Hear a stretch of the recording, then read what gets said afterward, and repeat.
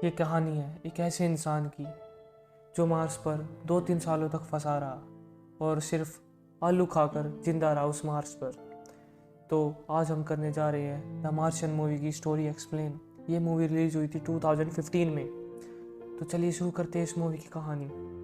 इस मूवी की शुरुआत में हमें दिखाया जाता है कि जो मार्स पर क्रू मेंबर गया हुआ है वहाँ पर वो रिसर्च कर रहा होता है और तभी उन्हें एक नीचे से सिग्नल भेजा जाता है कि मार्स पर एक बहुत भयंकर तूफान आने वाला है, तो जल्दी से जल्दी अपना मिशन छोड़कर वापस धरती पर चले आओ। और जब भी वहाँ से अब तैयारी कर रहे होते हैं अपने एक फ्लाइंग ऑब्जेक्ट में जाकर, तभी उनका एक साथी मार्क तूफान में फंस जाता है और उससे कुछ आकर टकराता है जिससे वो लापता हो जाता है। और जो उनकी हेड होती है मेंबर मेलिसा, वो उसे ढूंढने भी जाती है पर वो कहीं नहीं मिलता और उन्हें लगता है कि मार्क अब नहीं रहा और वे उसे वहाँ पर छोड़कर चले जाते हैं। पर अगले दिन जो मार्क होता है वो जिंदा होता है उस मार्स पर और उसके पेट में एक रॉड घुस गई होती है जो उनकी सैटेलाइट की होती है जो उससे टकराई थी। और वो अपने उस कमरे में जाता है जहाँ पर उन्होंने रहने का लिए बनाया हुआ होता था। मार्स पर एक घर सा बनाया हुआ था, पूरा पॉलीथीन हाउस बनाया हुआ था वहाँ पर रहने के लिए। उसमें जाता है और जाकर वो अपना इलाज करता है, उस रॉड को बाहर निकाल देता है। उसके बाद वो अपने खाने की जांच करता है कि उसके पास कितना खाना है, क्योंकि उसे पता था कि करीब 4 साल बाद ही मार्स पर कोई और नासा का स्पेसशिप आएगा और 4 सालों तक उसको जिंदा रहना होगा यहाँ पर किसी ना किसी तरीके से। और वो भी 3200 किलोमीटर दूर आएगा, कहीं पर जहाँ पर वो है उससे 3200 किलोमीटर दूर उसे वहाँ पर तय करके जाना होगा। तो वो अपनी एक लिस्ट बनाता है और उसके पास बहुत सारे आलू होते हैं, तो उन आलू को उगाने की कोशिश करता है। पर मार्स पर तो पानी होता नहीं, तो वो ना बहुत सारी मिट्टी अंदर लाता है उस पॉलीथीन हाउस के अंदर जहाँ पर वो रहता था और वहाँ पर बहुत सारे आलू बो देता है।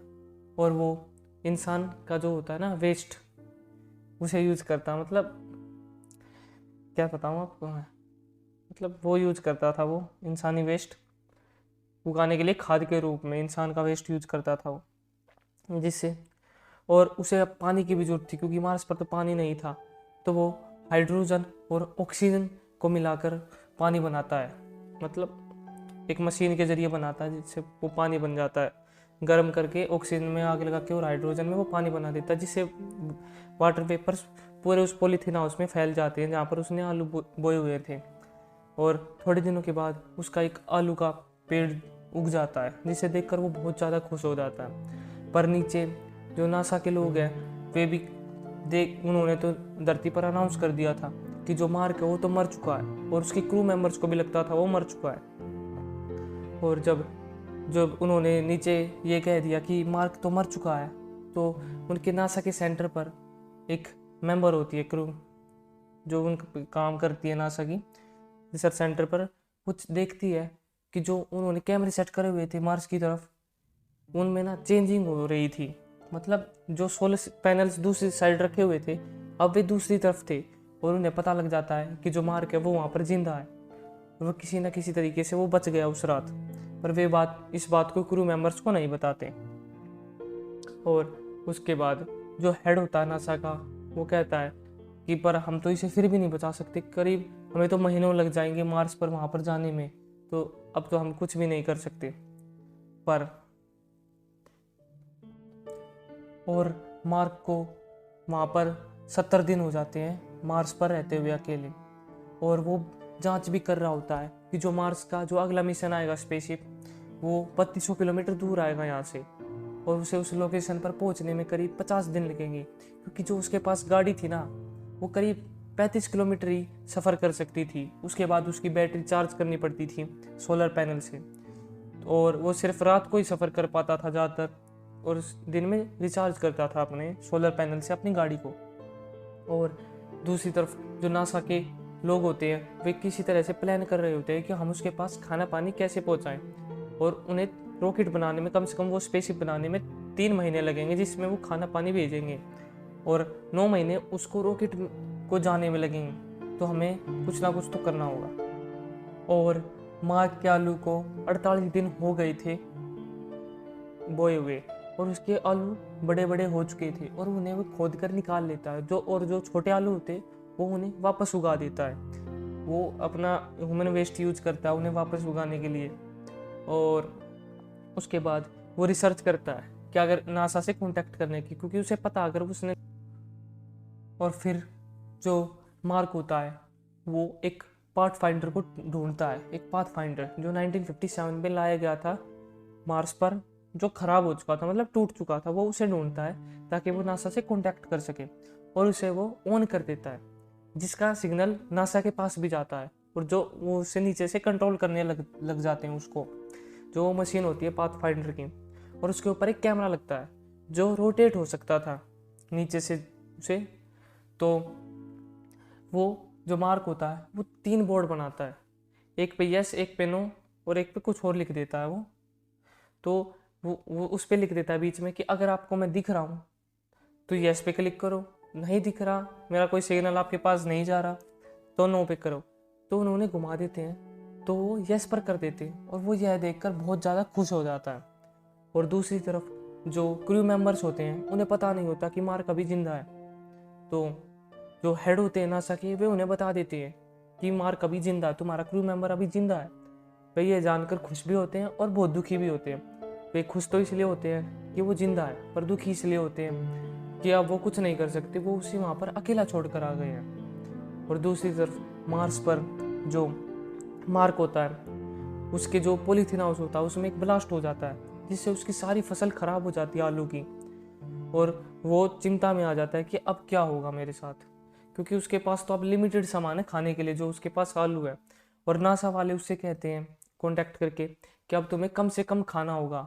तो तुम्हें कम से कम जो एक बार में तुम खाना खाते थे दिन का, अब वो तुम्हें 3 दिन में खाना होगा, एक दिन का खाना तुम्हें अब लंबे समय तक चलाना होगा उस खाने को।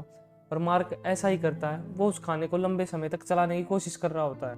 और जो नासा ने जो एक स्पेसशिप बनाया था रॉकेट, जिसमें वो सामान और खाने पीने का सामान भेजने वाले थे उसके लिए, मार्क के लिए, वो उसे बिना टेस्टिंग के लिए करे वापस उसे चला देते हैं।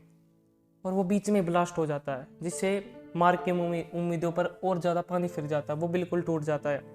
और वो नासा वालों से कहता है कि मेरे घर वालों से कहना कि मुझे ये जो मैंने नौकरी करी थी ये बहुत अच्छी थी, हर किसी का अंत आता है और मैं खुश हूँ, और अब मैं इस ज़िंदगी से बहुत खुश हूँ, अब उनसे मेरा धन्यवाद कहना।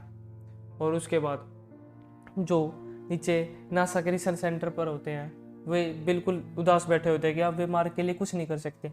तो तभी उन्हें पता चलता है कि चाइना वाले नासा वालों की मदद करने वाले हैं। और चाइना वाले उनसे कहते हैं कि हम जल्दी जल्दी से आपके लिए स्पेसशिप बनाने की कोशिश करेंगे। और जो एक रिच होता है ना, रिच नाम का एक लड़का होता है जो एक एस्ट्रोनॉमिक्स होता है, वो बताता है कि जो क्रू मेंबर्स का एक शिप आ रहा है, हम उसे धरती पर उतारने की जगह उसे दूसरी तरफ से घुमाकर भेज सकते हैं, उसे उसके अंदर सामान डालकर बिना धरती पर डाले। तो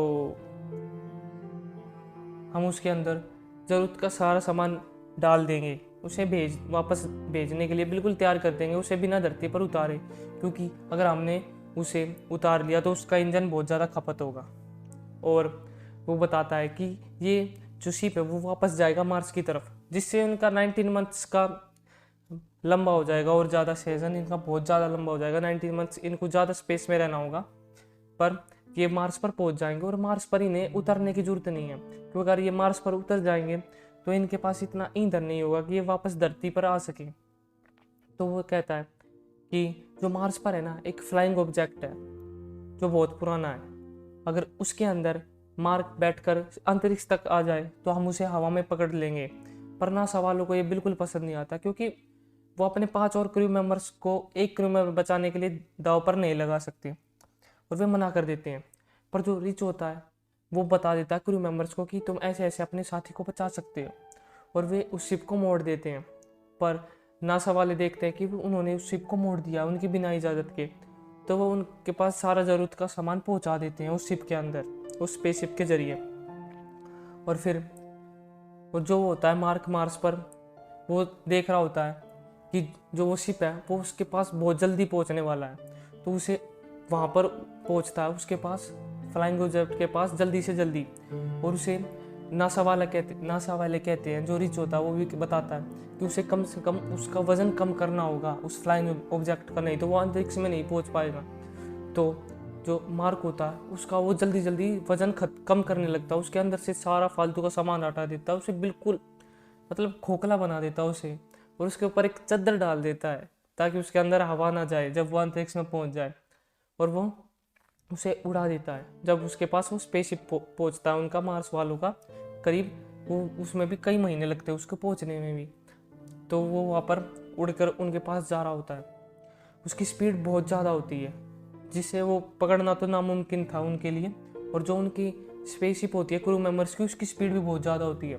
तो वो उसके एक जगह पर बम ब्लास्ट करते हैं अपनी शिप के अंदर, जिससे उसकी स्पीड कम हो जाती है। और जो मार्क होता है ना, जो जैसे ही अंतरिक्ष में पहुंचता है ना, वो बेहोश हो जाता है प्रेशर की वजह से, क्योंकि वहाँ पर बहुत ज़्यादा एटमॉस्फेरिक प्रेशर नहीं था वो, तो जिससे वो बेहोश हो गया था बिल्कुल पूरी तरह से। और वो उसे बात करने की कोशिश कर रहे होते हैं और उसे तभी भी होश आ जाता है और क्रू मेंबर्स भी खुश हो जाते हैं।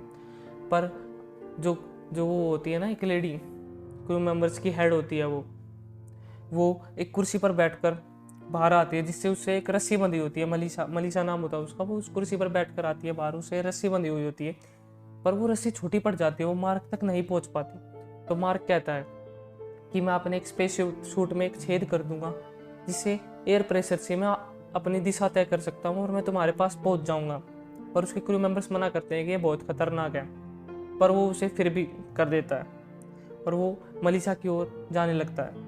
पर मलीसा उसे पकड़ लेती है, पर वो एकदम से छूट जाता है। पर वो जो रस्सी होती है उसे पकड़ लेता है मार्क, और वो उसे अंदर बैठा लेते हैं मार्क को। और जब वे धरती पर पहुंचते हैं तो जो मार्क होता है ना, वो एक एस्ट्रोलॉजी वो बन जाता है इंस्ट्रक्टर, जो एस्ट्रोनॉट को बताएगा कि उन्हें क्या क्या काम करना है। वो एस्ट्रोनॉट इंस्ट्रक्टर बन जाता है और वो लोगों को पढ़ाता है कि किसी और प्लेनेट पर कैसे सर्वाइव करते हैं। और हमारी मूवी यहीं पर ख़त्म हो जाती है। तो अगर आपको मेरी ये वीडियो पसंद आई हो तो इसे लाइक करें, चैनल को सब्सक्राइब करें, इस वीडियो को शेयर करें, इस वीडियो पर कमेंट करें। आप सबका धन्यवाद।